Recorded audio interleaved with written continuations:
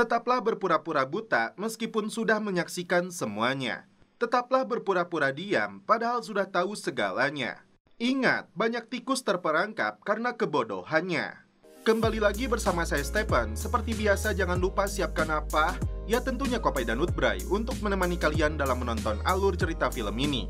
Selamat menyaksikan dan celepot!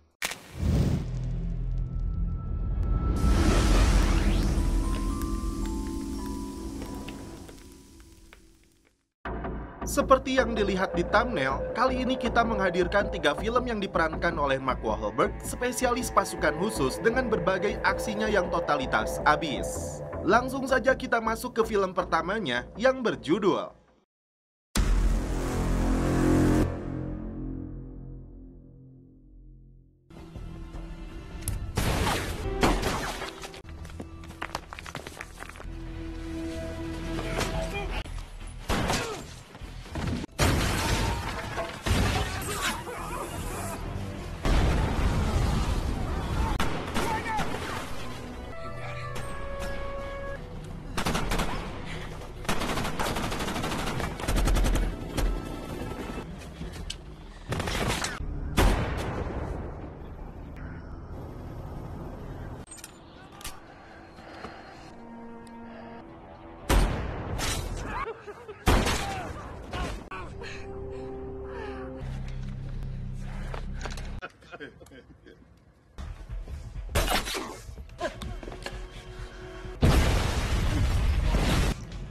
Do something. He's under the floor.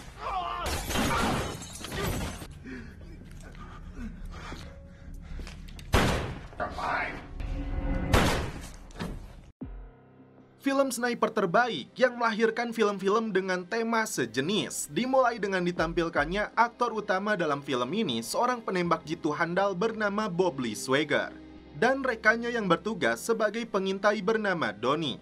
Dua anggota pasukan khusus ini sedang menjalankan sebuah misi rahasia di Timur Tengah.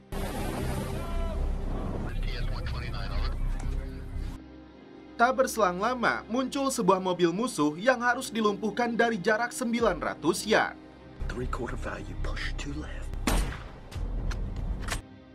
Musuh berhasil dilumpuhkan. Konvoi pasukan dipastikan aman dari ancaman. Namun tiba-tiba, musuh dalam jumlah besar kembali muncul di belakang pasukan Amerika.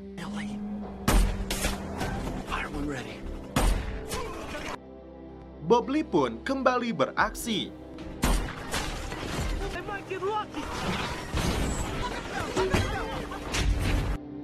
Tak diduga, musuh didukung helikopter tempur. Sedangkan markas memutuskan komunikasinya dengan mereka.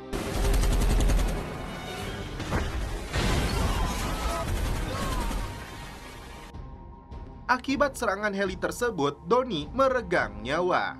Berjuang seorang diri, Bob Lee berhasil melumpuhkan heli musuh tersebut.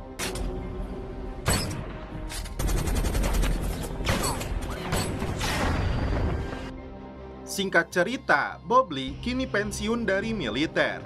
Bob Lee hidup di sebuah pegunungan ditemani anjing kesayangannya. Saking pintarnya, si Doggy bisa mengambilkan minuman di dalam kulkas. Scene berpindah ke markas CIA di Langley, Virginia. Seorang kolonel bernama Isaac Johnson dan para petinggi CIA membahas tentang Bob Lee Swagger yang memutuskan pensiun seminggu setelah peristiwa yang menyebabkan pengintai sekaligus sahabatnya tewas di medan pertempuran. Isaac dan anak buahnya yang bernama Jack Payne datang menemui Bob Lee. Mantan sniper ini nampak curiga dengan kedatangan mereka.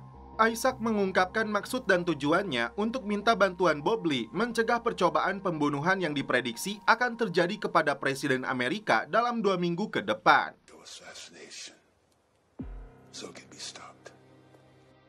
Dugaan CIA, Presiden akan ditembak oleh sniper dari jarak lebih dari 1 mil. Sedangkan standar keamanan yang dilakukan Secret Service hanya sampai 880 yard. Karena itu, Isaac meminta Bob Lee untuk mempelajari situasi di lapangan demi mendapatkan gambaran lokasi perkiraan tersangka akan melepaskan tembakan. Sebagai mantan penembak jitu, Bob Lee meragukan ada seseorang yang mampu menembak lebih dari 1 mil. Pernah dikecewakan oleh pemerintah dan dinas militernya, Bob Lee sempat menolak penawaran Isaac untuk membantunya. Sebelum pergi, Bob Lee berpura-pura ingin melihat mobil mereka lalu memotretnya. Padahal ini bentuk kehati-hatian sebagai mantan prajurit terlatih. Setelah merenung beberapa saat,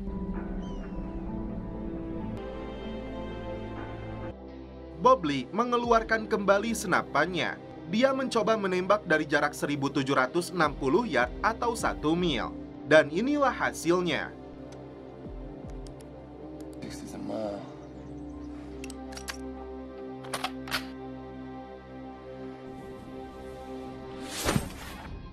Singkat cerita, Bob Lee terbang ke Washington DC untuk mempelajari lokasi tempat Presiden Amerika akan mengisi acara di lokasi ini. Tatapan Bob Lee fokus pada gedung-gedung tinggi dan kamera CCTV-nya.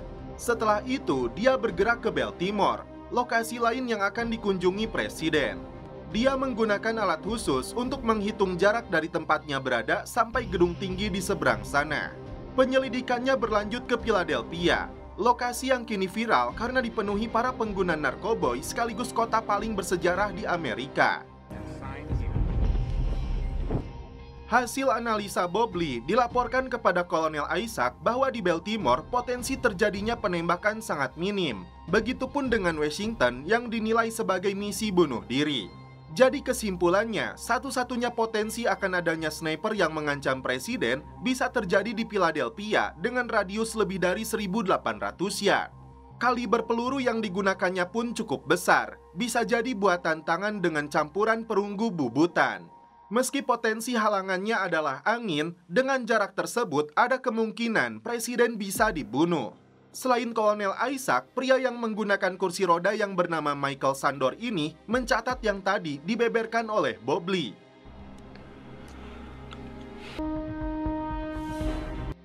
Singkat cerita, tiba di hari presiden menggelar pidato umum di Philadelphia.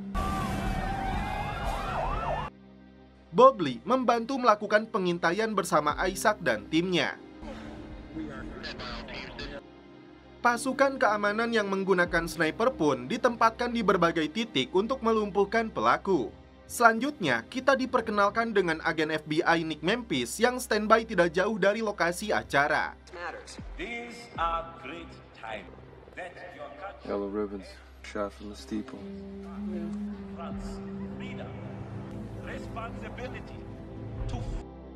Isaac memperkenalkan seorang polisi patroli bernama Timon. Sebelum presiden datang, Uskup Agung Ethiopia lebih dulu menggelar pidato. Informasinya, uskup tersebut akan mendapatkan medali penghargaan. Setelah presiden naik ke atas mimbar, terlihat sebuah sniper canggih yang dikendalikan dengan remote. Dan tiba-tiba ini yang terjadi.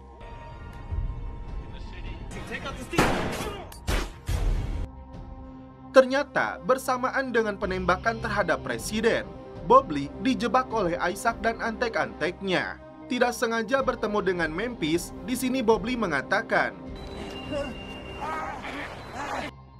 dia telah dijebak dan ditembak oleh Timon. Dalam kondisi terluka, Bob Lee diburu dan dituduh sebagai pelaku penembakan presiden. Agar mobil curian milik agen FBI itu tidak terlihat, Bob Lee bawa masuk ke tempat pencucian mobil untuk mengobati lukanya.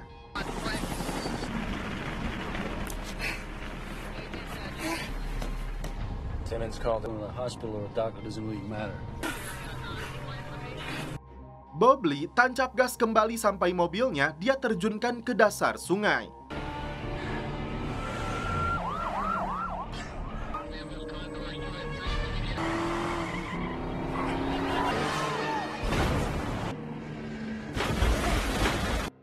Bob Lee berhasil selamat lalu mencuri sebuah mobil.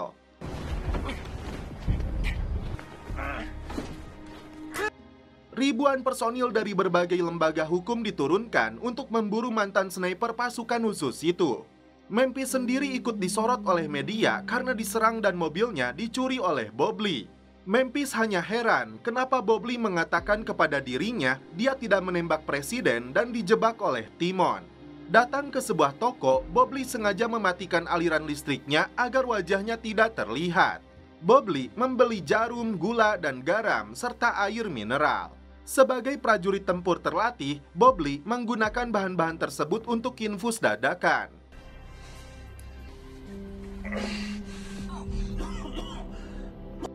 Setelah itu, dia menyamarkan wajahnya dengan stemplet. Tidak mendapat respon dari atasannya, Memphis memutuskan untuk menyelidiki sendiri kasus penembakan ini. Bobley akhirnya tiba di Kentucky. Rupanya, dia meminta bantuan istri dari mendiang Donnie yang bernama Sarah. Ternyata, Bobley baru mengetahui yang tewas ditembak bukanlah Presiden Amerika, namun Uskup Agung Ethiopia. Please. Sarah sempat menghubungi polisi, namun dia batalkan kembali. Ternyata, setelah kematian sahabatnya itu, Bobley mengirimkan surat dan karangan bunga setiap tahunnya kepada Sarah. Bobley meminta bantuan Sarah untuk menjahit lukanya, tapi Sarah terlebih dulu harus membeli peralatan medisnya ke apotek. Rekan Memphis yang bernama Galin mendengarkan hasil penyelidikan Memphis semalam penuh yang merasa ragu bagaimana mungkin sniper handal seperti Bobley gagal menembak presiden. Ditambah lagi, Memphis ragu dengan pernyataan Timon yang melihat moncong senjata keluar jendela lalu dia naik dan menembak Bobley. Bagaimana mungkin penembak ulung dengan sembrononya mengeluarkan senjatanya dari jendela? Memphis makin tidak percaya setelah rekannya ini mengatakan Timon mati ditembak gangster tadi malam. Apakah ada sebuah konspirasi besar di balik semua ini? Meski takut dengan darah, Sarah membantu Bobley mengeluarkan peluru yang bersarang di tubuhnya. Kembali ke Memphis yang naik ke sebuah menara untuk mencari petunjuk.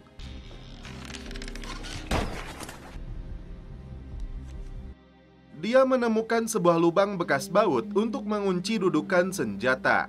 Sementara itu, Isaac Johnson menugaskan antek-anteknya untuk memburu kembali Bobley Swagger yang diperkirakan masih hidup. Setelah kondisinya membaik, Bobley mendapat informasi bahwa anjing kesayangannya ditembak mati oleh dirinya.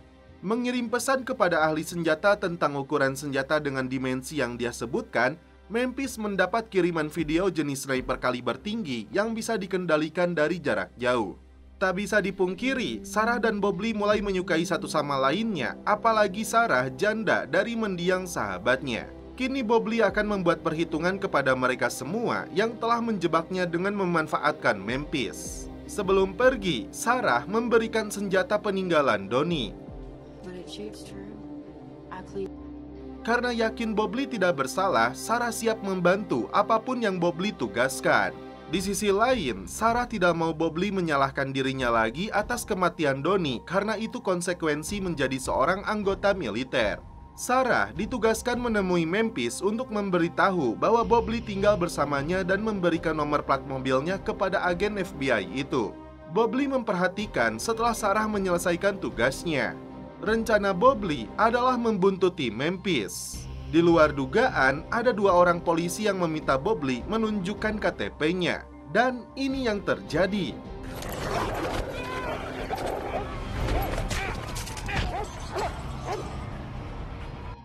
Dari plat nomor yang diberikan Sarah, agen FBI ini melakukan penelusuran di dalam database FBI. Yang membuat Memphis yakin ada konspirasi besar di balik semua ini setelah dia mengatakan tugas Isaac datang dengan izin Delta.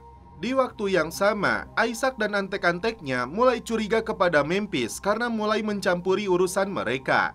Saat Memphis kembali mendapatkan informasi tentang para mafia yang bersembunyi di dalam lembaga hukum itu, tiba-tiba dia diculik orang tidak dikenal. Dibawa ke lokasi rahasia, Memphis dihajar habis-habisan oleh antek-anteknya Isaac. Menggunakan peralatan khusus, Memphis dipaksa menembak dirinya sendiri. Namun tiba-tiba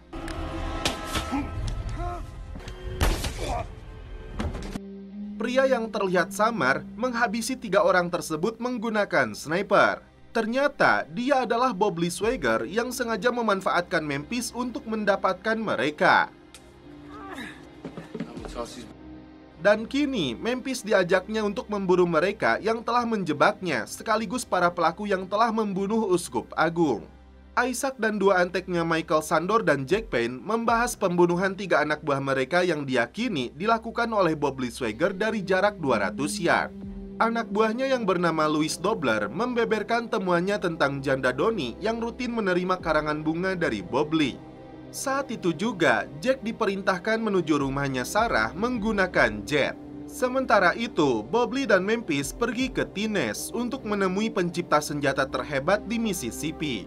Bob Lee bertanya kepada ahli senjata ini, bagaimana caranya mencocokkan pemilik senjata dari peluru yang ditembakkannya agar sama dengan senjata lainnya. Langkah pertama yang harus Bob Lee lakukan, mendapatkan peluru yang tertembak dari senapan pertama untuk mengetahui alurnya. Petunjuk yang FBI temukan, peluru yang membunuh Uskup Agung telah rusak karena tubrukan. Bob Lee bertanya, siapakah sniper di dunia ini yang memiliki kemampuan melepaskan tembakan di atas 2200 yard? Dia menyebut orang itu Bob Swagger yang saat ini viral meski dia tidak pernah bertemu dengannya. Selain itu, ada seseorang yang terkenal memiliki kemampuan seperti itu. Dinilai brutal karena membunuh ratusan orang termasuk wanita dan anak-anak. Sampai suatu hari, sniper ini diledakkan dengan meriam di tempat persembunyiannya sampai gedung tersebut hancur.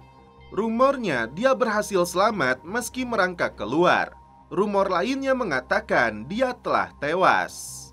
Disinilah Bob Lee menyadari orang itu adalah si bajingan yang menggunakan kursi roda. Setelah memegang tangannya, si ahli senjata ini menyadari di depannya ini seorang sniper handal. Memphis kembali meminta bantuan Gali untuk mencari tahu tentang seseorang bernama Mikhailo Skersbiak, nama asli dari si Michael Sandor. Isaac sendiri berencana memanfaatkan Michael sebagai umpan untuk mendapatkan Bob Lee. Ternyata ada senator bernama Charles di balik semua konspirasi ini. Mereka membahas tentang pesawat yang membawa 24 kru yang ditugaskan di Ethiopia. Senator mendesak Isaac untuk segera membunuh Bob Lee. Sarah dikejutkan dengan kemunculan si Jack yang menyekapnya. Sementara itu, Bob Lee dan Memphis memborong alat-alat yang dibutuhkannya untuk perang melawan para penjahat elit yang menjebaknya. Mantan anggota pasukan khusus merakit bahan peledak sekaligus melatih Memphis agar piawai menggunakan sniper. Tiba di rumah pribadinya si Michael, Bob Lee menghabisi salah satu penjaga yang mendekat.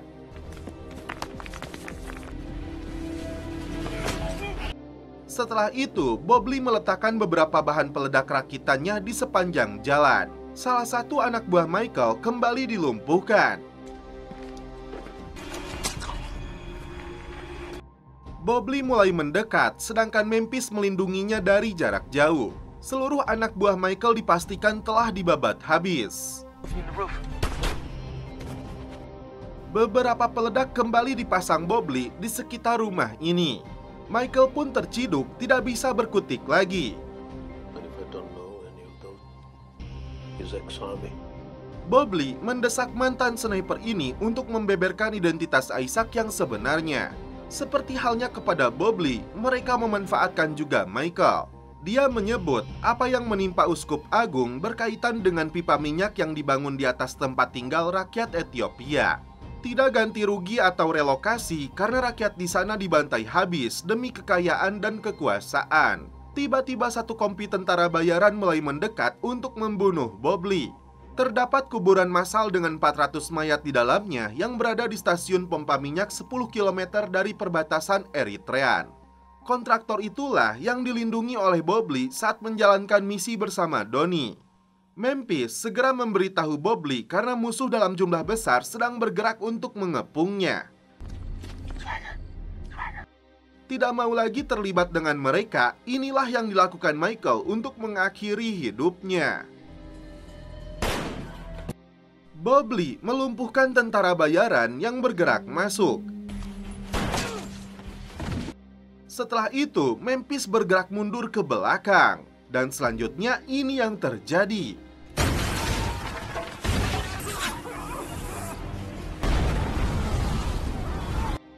Pertempuran berlangsung sengit, ditambah lagi musuh menerjunkan helikopter.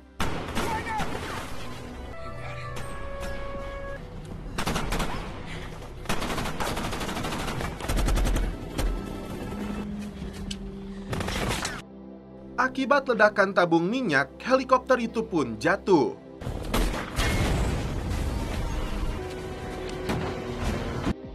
Kejadian ini sampai ke markas FBI yang menemukan sidik jari Bobley dan agen Memphis. Tapi mereka tidak tahu apa yang sebenarnya terjadi. Memphis menghubungi komandannya, namun dia tidak mau membeberkan semuanya. Tujuannya agar FBI mendapatkan lokasinya sesuai dengan rencana Bobley. Isaac menghubungi Bobley dengan mengancam akan membunuh Sarah. Tapi Bobley balik mengancam Isaac dengan rekaman pengakuan Michael tentang kuburan massal dengan 400 mayat di dalamnya. Bahkan Bobley sudah mengetahui bahwa Senator Charles adalah dalang utamanya. Mereka putuskan untuk bertemu di sebuah pegunungan salju. Singkat cerita, helikopter yang membawa Isaac, Jack, dan Sarah sudah mendarat. Tak lama kemudian, Senator Charles datang juga ke lokasi pertemuan. Terlihat Bobley sedang berjalan mendekat, namun tiba-tiba ternyata Isaac sudah menempatkan snipernya di lokasi ini untuk membunuh Bobley. Di luar dugaan, beberapa sniper mereka ada yang menembakinya juga.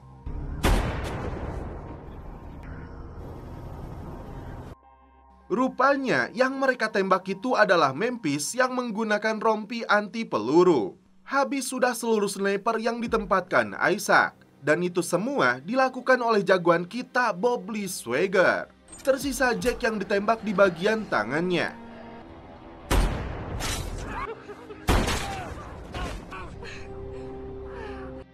Mendapat informasi penting, tim FBI langsung terbang ke lokasi. Giliran Sarah yang meluapkan kemarahannya kepada si Jack.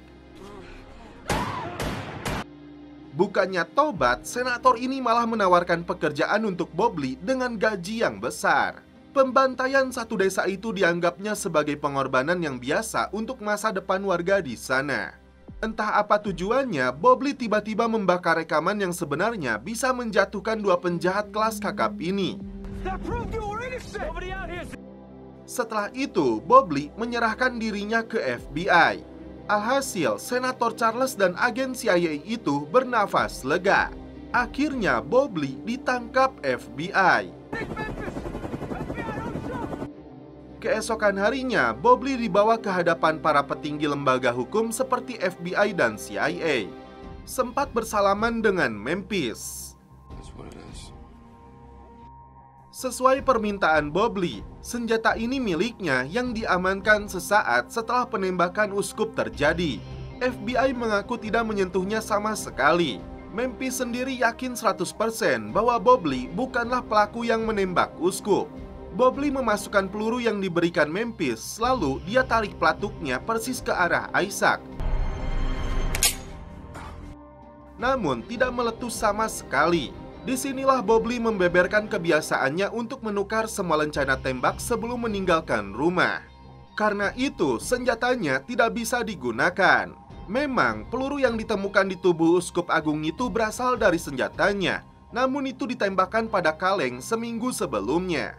Disinilah Memphis menunjukkan bukti pembantaian ratusan warga Ethiopia tidak berdosa karena ulah Isaac dan Senator Charles. Sayangnya, kejadian ini di luar yurisdiksi mereka, dan itu artinya Isaac tetap bebas. Tiba-tiba, petinggi ini memberi lampu hijau kepada Bobley untuk membersihkan lembaga hukum dari orang-orang seperti Isaac. Bobley Swagger, you're free to go.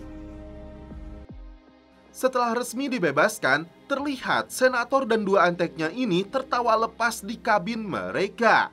Namun tiba-tiba,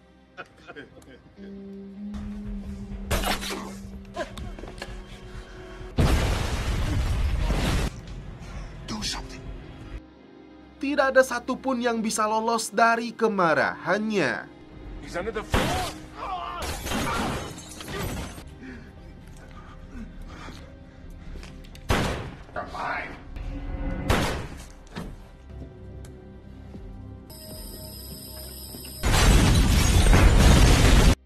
Dan setelah itu, kita lanjut ke film selanjutnya yang berjudul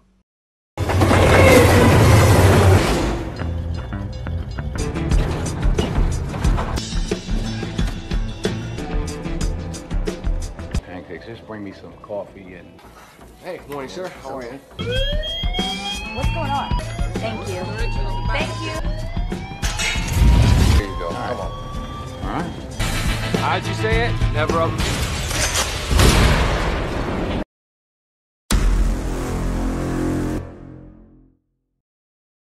Cerita dibuka dengan ditampilkannya dua aktor utama dalam film ini yang bernama Bobby dan Stick. Mereka berdua kawanan perampok yang berencana menggasak sebuah bank. Sebelum perampokan dilakukan, keduanya terlebih dulu membaca situasi. Stick santuy di sebuah resto yang berada di depan bank. Sedangkan Bobby masuk ke dalam bank berpura-pura menyewa kotak deposito. Oh, also... Hoping for a free toast. Hello, Ma. I'm ordering you the tag. It's asking me to order 4 times. If I don't order it... No pancakes. I don't like pancakes. Listen, if you order me eggs... Ma'am, ignore everything he said. Bring him a couple of eggs. No pancakes, no silver dollars, no rice. That's for you. You take that with you till we see... Bobby menilai bank ini sangat sepi. Jadi peluangnya sangat besar untuk mereka melancarkan aksi perampokan. Langkah mereka selanjutnya adalah membakar restoran ini karena para polisi seringkali jajan di tempat ini. Thank you. Thank you. You gotta leave at least 30. No, you don't. Here you go. Come on. All right. How'd you say it? Never up. Film mundur 1 minggu sebelumnya ke Sonora, Meksiko. Tujuan mereka untuk menemui bos kartel narkoboy bernama Papi Greco. Bobby memberikan puluhan paspor palsu kepadanya dan sebagai imbalannya Papi memberinya $100.000. Tapi Bobby menolak uang tersebut karena sebelumnya Papi menjanjikan imbalannya dengan narkoboy. Bobby beralasan membutuhkan narkoboy tersebut untuk dijual ke pembelinya. Sementara itu, Stick sendiri sedang memperhatikan anggota kartel yang sedang berlatih menembak kepala ayam tapi selalu meleset. Tapi ketika Stick yang menembak, tidak ada satupun yang meleset. Gagal mendapatkan narkoboynya, Stick punya ide yang cukup gila dengan merampok uang milik si Papi yang disimpan di bank itu yang mencapai jutaan dolar. Tapi rencana mereka ini bukan tanpa resiko. Jika Papi mengetahuinya, maka kepala mereka akan dipenggalnya. Tiba-tiba, keduanya disergap polisi perbatasan. Keduanya diinterogasi secara terpisah. Bobby oleh agen DEA bernama Yesuk, sedangkan Stick oleh agen DEA bernama Debbie. Karena tidak ada bukti kejahatan, Stick kembali dibebaskan. Terungkap di sini bahwa Bobby ternyata agen DEA yang sedang menyamar dan Yesuk atasannya. Ternyata 500 paspor palsu yang diberikan Bobby kepada Papi Greco untuk memancing bos kartel itu memberikan narkoboy. Faktanya, Bobby dan Debbie punya hubungan pribadi di atas risbank. Bobby mengungkapkan rencana merampok bank tempat si Papi menyimpan seluruh uangnya. Sedangkan Stick akan ditangkap setelah perampokan tersebut. Akhirnya, Bobby dan Stick sepakat untuk merampok bank tempat bos kartel itu menyimpan seluruh kekayaannya. Langkah pertama mereka adalah mengintai anak buah si Papi saat membawa koper uang untuk mengetahui lokasi banknya. Think they got 3 minutes. Money, money, money, money. Seperti diperlihatkan di scene awal, kedua perampok ini lebih dulu membakar restorannya agar misi mereka berjalan tanpa adanya gangguan dari polisi. Di sini terungkap identitas Stick sebenarnya, yang ternyata anggota marinir. Stick mengambil persenjataan yang dia butuhkan untuk misi perampokan banknya. Dan ini syarat dari komandannya yang bernama Quincy jika Stick ingin kembali memakai seragam. Target mereka merampok $3 juta milik Papi dan kartel lain di perbatasan. Stick pun ditugaskan untuk membunuh Bobby. Sampai saat ini, Stick tidak mengetahui bahwa Bobby agen DEA, begitupun sebaliknya. Singkat cerita, keduanya mulai beraksi menggunakan topeng dengan terlebih dulu melumpuhkan petugas kepolisian.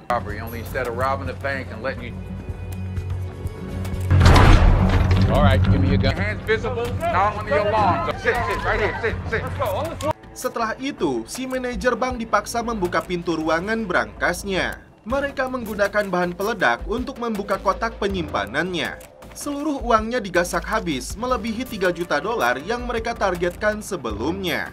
Dengan baik hati, perampok ini menyuruh petugas keamanan dan orang-orang berlindung jika terjadi baku tembak. Dia juga memberikan kunci sel tempat para polisi ditahan. Keduanya berhasil kabur dengan aman tanpa hambatan sama sekali. Di tempat inilah Stick terpaksa menembak Bobby. Well, I tell you guys, put the gun down, Stick. You know I really like you, right? I like Shit. Oh! What'd you do that for? Shit, man, I had... Barulah Stick sadar bahwa rekannya ini agen DEA. Daripada mubazir, Bobby kabur membawa seluruh uang hasil rampokannya. Yang makin menariknya, manajer bank mendapat ancaman dari seorang agen CIA karena uang yang dirampok itu sebagian besar milik mereka. Agen CIA ini terlebih dulu akan minta keterangan pegawai resto, didasari kejanggalannya karena bisa terbakar 1 hari sebelum perampokan. Stick membawa seluruh uang hasil rampokannya ke markas marinir. Setelah dihitung, jumlahnya mencapai 43 juta dolar lebih atau sekitar 700 miliar. Karena Quincy tidak percaya Stick telah membunuh Bobby, maka dia sendiri akan pergi untuk memastikannya agar kejahatan para oknum militer ini tidak terlacak. Above your pay grade, money back to the Navy base. Sementara itu, Bobby mencegat sebuah mobil yang sedang off-road, memaksa mereka menyerahkan mobilnya. See Slim Jim. And let me have you.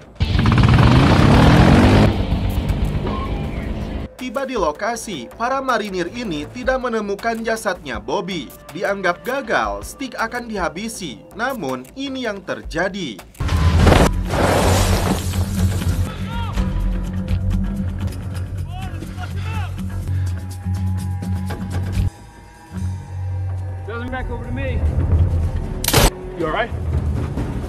Stick berhasil membalikan keadaan, lalu kabur dari lokasi.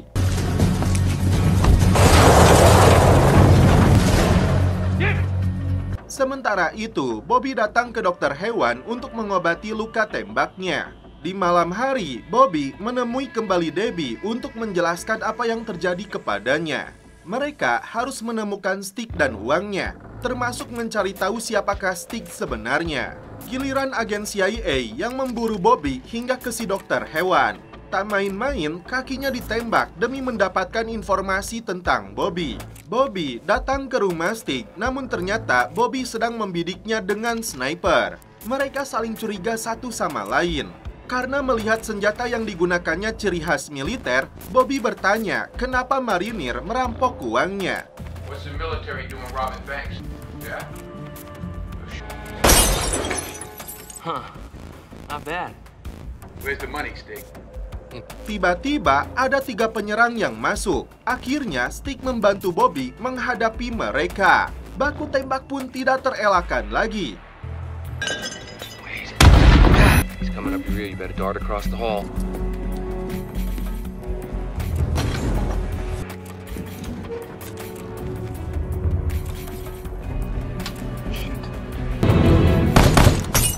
Bobby berhasil lolos. Dan kini, Yesuf diciduk 3 agen CIA yang menginginkan uangnya kembali. Setelah mereka mengetahui Bobby agen DEA yang mencuri 43 juta dolar uang mereka, Bobby bermaksud memberitahu Yesuf tentang kasus ini. Tapi ketika dia masuk, naas bagi Yesuf yang ditembak agen korup ini. Bobby dipaksa untuk mengatakan di mana uangnya. Tak gentar dengan ancamannya, Bobby balik bertanya siapakah dia. Tidak puas menembaknya sekali, penjahat ini kembali menembaki Yesuf. Oh, no. AKA Bobby. Shot your boss. Bobby dibiarkan pergi, namun dia harus mengembalikan uang 43 juta dolar itu atau Bobby akan mendekam di dalam penjara karena dituduh membunuh atasannya sendiri. Sampai saat ini, Bobby tidak tahu identitas para penjahat itu. Di pagi harinya, Bobby sudah menciduk Papi Greco di rumahnya. Tiba-tiba, ternyata Stick datang juga ingin menculik juga bos kartel itu. Maybe use your teeth. That's not what I'm thinking. For. You know, I like you. Ripping the heads off of chickens. Give me the keys. That's correct. Give me the keys. Damn, you're good. Wait, man. Get it?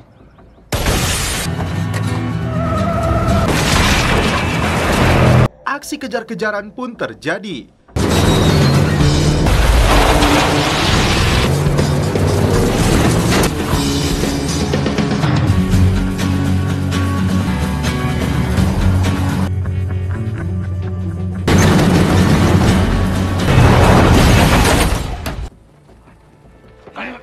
Keduanya terlibat baku hantam sampai Stick mengakui identitas aslinya sebagai intelijen Angkatan Laut Amerika.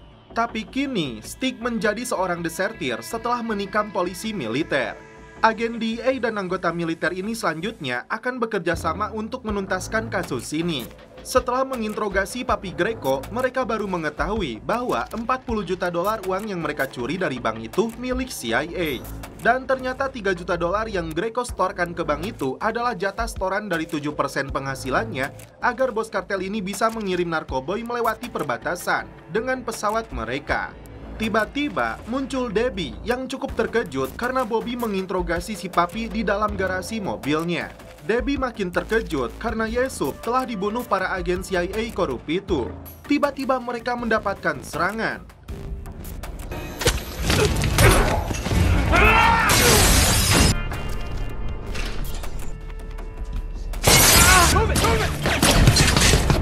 Technically, yes, but I thought you were my...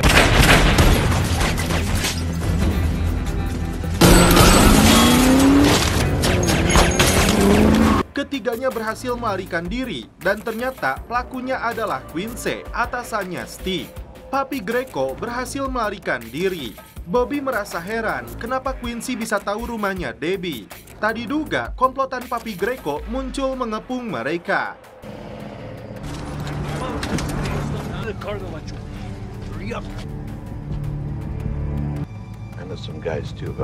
Mereka dibawa ke kandang untuk dipukuli bahkan diseruduk banteng.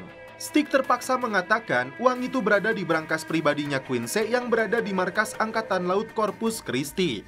Di waktu yang sama, ternyata agen CIA yang bernama Ir ini datang ke rumahnya si Papi. Mereka sudah sama-sama mengetahui identitas asli Bobby dan juga Stick. Ir menekan Papi untuk menemukan kembali uangnya dan sebagai imbalannya CIA tidak akan menaikkan jatah setorannya. Atau CIA akan menghancurkan markas narkoboynya. Tidak peduli dengan ancaman agen CIA itu, Greco memaksa Bobby dan Stick merampas uangnya dari tangan Quincy dalam 24 jam atau Debbie akan dia habisi. Singkat cerita, keduanya melewati perbatasan Meksiko dengan para imigran lainnya. Setelah itu, keduanya mencuri mobil untuk digunakan pergi ke pangkalan Angkatan Laut. Sebelum itu, Stick mengambil persenjataan di rumah temannya. Tiba di pos masuk pangkalan Angkatan Laut, ini yang mereka lakukan. That was your plan? Oh, we're on the base. Sementara Bobby akan menuju kantornya Quincy untuk mendapatkan uangnya. Stick akan melaporkan langsung masalah ini kepada Laksamana Tui. Stick diizinkan berbicara langsung setelah memukul pengawalnya. Namun ternyata jenderal ini tidak mau membantunya meski Quincy yang jelas-jelas telah memberi perintah kepada Stick untuk merampok bank. Tui beralasan tidak mau mencoreng nama Angkatan Laut dengan kasus ini dan memilih tutup mata. Jenderal ini hanya memutuskan status desertir untuk Quincy dan juga Stick. Stick diusir dari pangkalan ini dan jika dia terbukti kembali, Tui memberi perintah untuk menembaknya. Sementara itu, Bobby menciduk si Quincy di kantornya memaksa oknum militer ini membuka brankasnya. Ternyata brankasnya kosong. Setelah diancam, Quincy membeberkan fakta yang sebenarnya bahwa dari awal Quincy dan Debbie telah bekerja sama untuk menjebak Stick dan Bobby merampok bank tempat CIA menyimpan uang haramnya. Dan hanya Debbie yang tahu di mana uangnya disembunyikan. Bobby segera kabur setelah personil Angkatan Laut memburunya. Dia sengaja membocorkan gas di dalam dapur dan ini yang terjadi.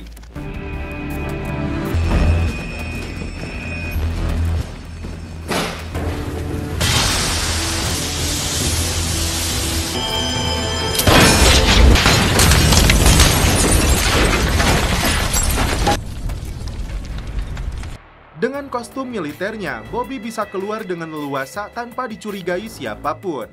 Debbie sendiri memilih dibunuh oleh Greco karena meskipun uangnya diserahkan, dia yakin mereka berdua akan dibunuhnya.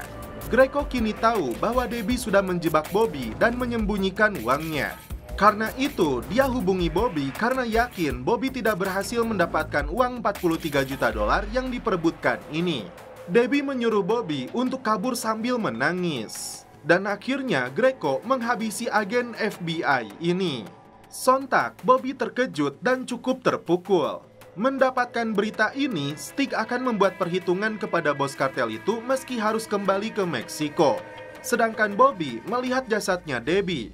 Matanya fokus dengan cincin di bagian jempol, mengingatkannya ke motel tempat mereka menginap. Ternyata uang itu disembunyikan di balik kasurnya. Saat itu juga, Bobby menghubungi agen CIA untuk menyelesaikan kesepakatan mereka agar Bobby bisa bebas.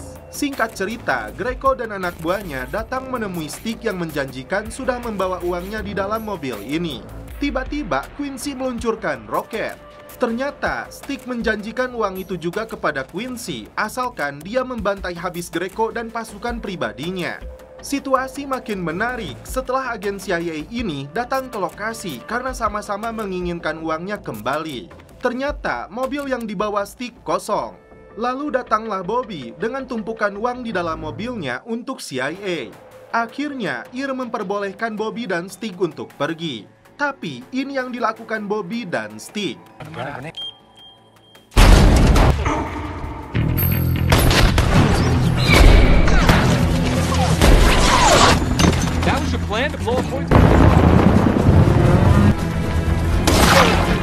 Tidak pernah meleset, cukup dengan pistolnya, mantan sniper ini berhasil menjatuhkan helikopter.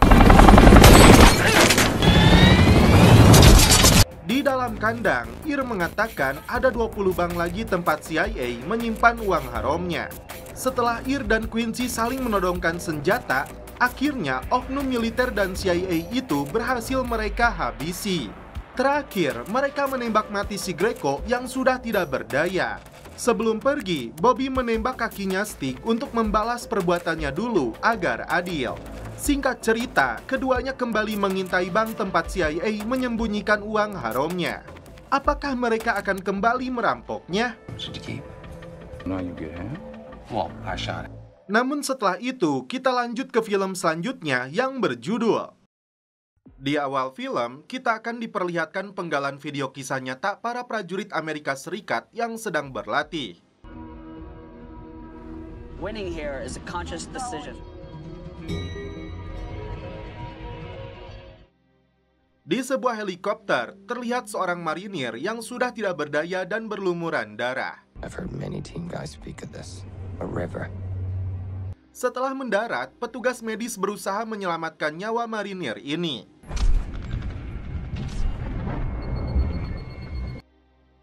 3 hari sebelum kejadian tersebut, di sebuah kamp militer di Bagram, terlihat seorang prajurit masih terlelap tidur. Dia bernama Mike Murphy. Dia mendapat email dari kekasihnya yang meminta kado pernikahannya seekor kuda putih. Mike lalu masuk ke kamar rekannya yang bernama Marcus Luttrell yang diperankan oleh Mark Wahlberg. Ternyata itu kuda Arab yang sangat mahal. Mike membangunkan rekan lainnya bernama Danny. Mereka melakukan lomba lari cepat. Prajurit yang bernama Matt Exelson sedang chatting dengan istrinya. Murphy by 1.1. Anggota pasukan khusus ini berkumpul santuy di halaman sambil menikmati sarapan. Did lose, but he was close. Tiba-tiba, komandan mereka mengatakan tim Red Wings akan menjalankan misi malam ini. Oh, come on. Di sebuah desa, terlihat beberapa pejuang Taliban, salah satunya komandan senior Afghanistan yang bernama Ahmad Shah. Tim Red Wing terlebih dulu melakukan pembahasan taktik dan strategi di lapangan. Excel melakukan mapping terkait rencana mereka untuk melakukan pengecekan ke sana. Terungkap di sini bahwa Ahmad Shah banyak membunuh marinir dan warga sipil di timur Afghanistan. Karena itu, dia menjadi target nomor 1 pasukan khusus. Kemudian seorang pejuang Taliban lainnya bernama Tarok yang menjadi tangan kanannya. Dia terlihat akan memenggal kepala warga di sana yang dianggap berkhianat. Letnan menjelaskan tentang 2 helikopter yang akan mendaratkan mereka di sana. Now the Apaches stay with the Blackhawks. So that all. Sebelum misi dilakukan, seorang prajurit muda yang baru tiba di camp ini harus melakukan perkenalan dengan gayanya.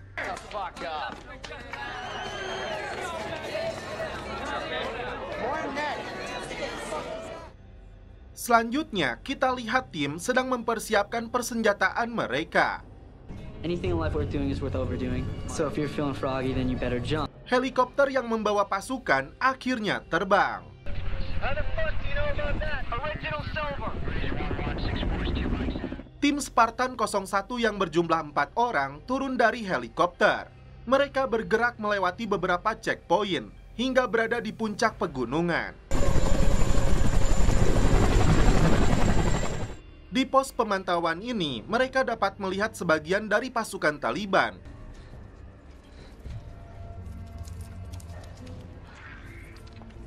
Yang diperkirakan komandan Taliban berada di sana. Alright, fellas. Komunikasi dengan markas sedikit terkendala, namun akhirnya mereka berhasil memberikan informasi bahwa mereka tiba di pos pemantauan. Untuk dapat melihat lebih jelas, tim harus mendaki ke arah gunung yang lebih tinggi. Letnan dan pasukannya yang berada di Jebat terlihat sedang bersiap menunggu informasi kembali dari tim Spartan 01. Sampai di puncak gunung ini, tim dapat melihat komandan Taliban Ahmad Shah dan pasukannya berada di sana. Masalah kembali muncul. Tim tidak dapat menghubungi markas karena low sinyal.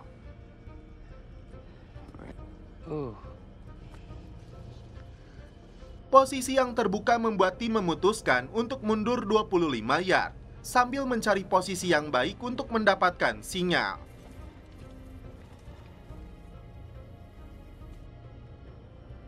Spartan base, this is Spartan 0. Di sini, Mike dan Marcus masih sempat-sempatnya membicarakan kuda putih Arab yang diminta oleh istrinya Mike seharga $15.000. Sedangkan Axel terlihat sedang memotret dan menggambar denah markas Taliban untuk dikirimkan ke markas pasukan Amerika. Karena mereka masih belum mendapatkan sinyal, jam 9.30 tim berencana untuk naik lagi ke atas.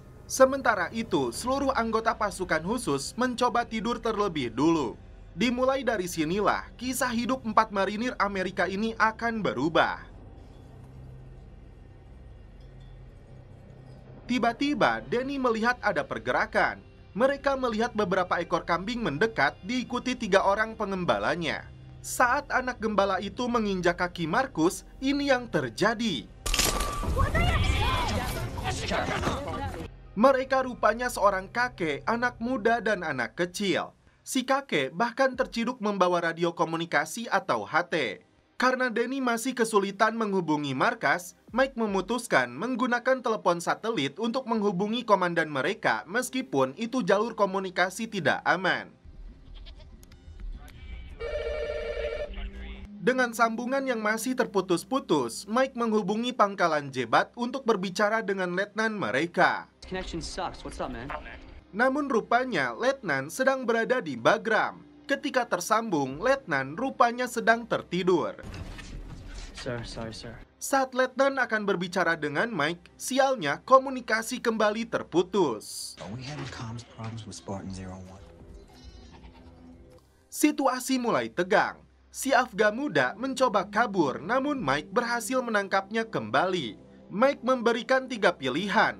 Yang pertama, melepaskan Sandra lalu mereka mendaki. Dengan resiko ditemukan Taliban kurang dari 1 jam.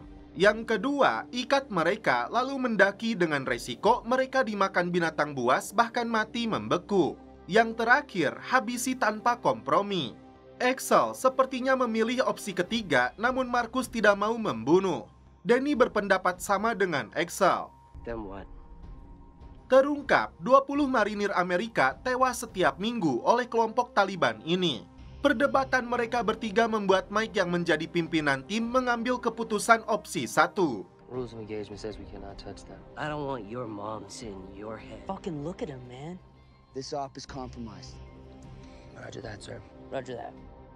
Letnan Chris tampak tegang karena tidak jelas dengan kondisi anak buahnya yang berada di lapangan. Sementara itu, helikopter tempur yang bersiaga di Jebat harus terbang ke lokasi utara karena adanya pasukan yang terlibat kontak senjata. Ketiga sandera kemudian dibebaskan. Setelah itu, tim mendaki ke atas. Pemuda itu dengan cepat berlari menuju markas Taliban. Sampai di puncak, tim masih belum mendapatkan sinyal.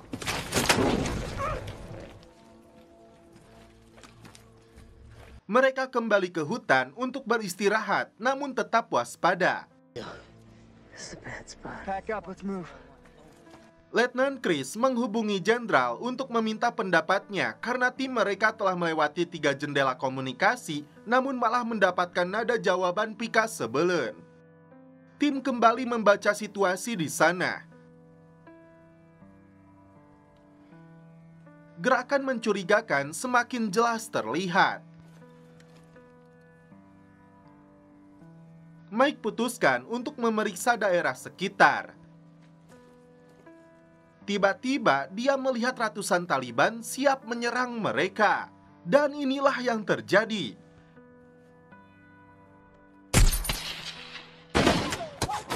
Marcus, move! Tiap anggota pasukan khusus ini terkena tembakan. Spartan base! This is... Shit! Pertempuran paling sengit yang tidak pernah bosan untuk ditonton.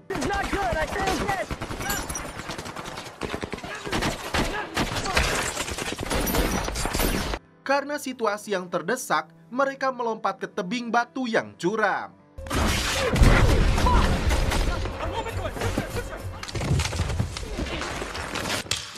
Semua tim terkena luka tembak. Baru saja dapat sedikit bernafas, dan ini yang kembali terjadi.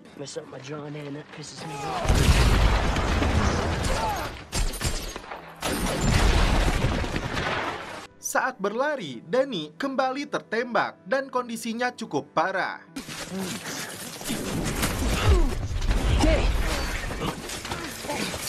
Taliban bergerak cepat terus mengejar mereka.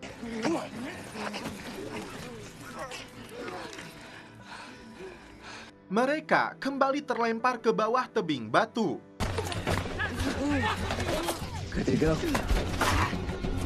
Naas, Danny tertinggal di atas. Tak lama, Ahmad Shah menemukannya. Tarok lalu menghabisi Danny.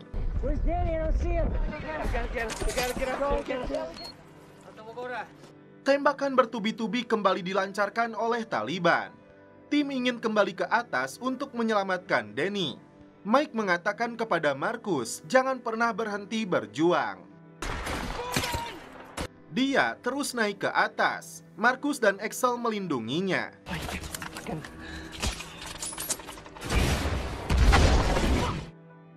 Sampai di atas, Mike berhasil menghubungi markas Jebat untuk meminta bantuan udara. Namun ketika akan mengirim koordinat, Tarok menemukannya, dan ini yang terjadi.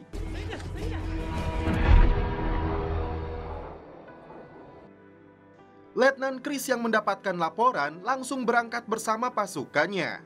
Sayangnya, helikopter Apache yang harus melindungi mereka tidak bisa datang karena adanya kontak senjata dengan pasukan Angkatan Darat. Saat helikopter yang membawa pasukan akan menurunkan marinir, ini yang terjadi.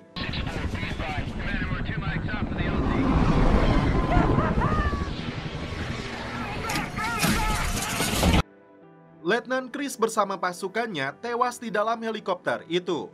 Satu helikopter lagi yang membawa pasukan lain tidak bisa menurunkan marinir. Demi keamanan, mereka terpaksa putar balik.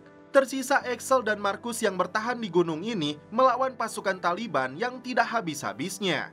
Akhirnya, Axel pun harus tewas. Tersisa Marcus seorang diri. Setelah dihantam RPG, Marcus terpental ke bawah, lalu dia bersembunyi di celah batu, sampai dirinya tertidur.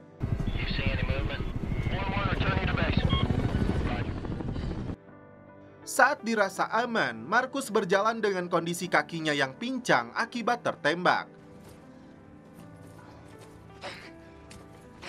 Saat menemukan sungai, akhirnya Marcus dapat menyegarkan kembali badannya.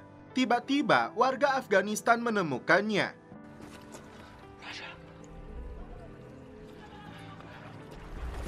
Mereka menyelamatkan Markus dan membawanya ke desa. Perbedaan bahasa membuat mereka sulit berkomunikasi. Markus menunjukkan sebuah peta agar orang Afgan itu menunjukkan letak desa ini. Kemudian, Markus menulis di balik peta tersebut dan memintanya mengirim ini ke pangkalan Amerika. Why you help me? Why do you help me? Tell them where I am. Tell them where I am. Seorang warga Afgan diutus untuk mengirim pesan ini ke sana. Tiba-tiba si Tarok dan 3 anggotanya datang ke desa ini untuk memburu Markus. Setelah berhasil ditemukan, Markus diseret untuk dieksekusi. Namun tiba-tiba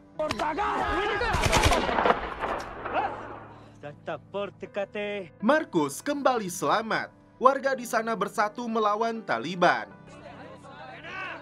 Karena mengalami luka tembak, Markus membutuhkan pisau dan memintanya kepada bocah ini. Kocaknya, bukan pisau yang dia bawa, yang ada dia malah bawa entog. Bapaknya datang membawa pisau, malah dikira untuk menyembelih entog itu. Markus segera mengeluarkan pecahan peluru yang bersarang di kakinya. Setelah itu, Markus terlelap tidur. Di pagi harinya, terlihat pasukan Taliban bersiap menyerang desa ini. Saat Markus lagi lahap menikmati roti yang diberikan bapak itu, ini yang terjadi. Pertempuran sengit kembali terjadi. Markus kembali disiksa. Tarok akhirnya ditembak mati oleh si bapak. Helikopter pun tiba melancarkan serangan udara.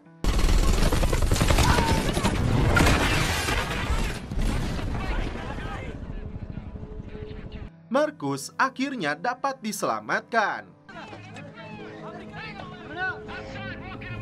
Dia berterima kasih kepada orang Afgan itu dan anaknya.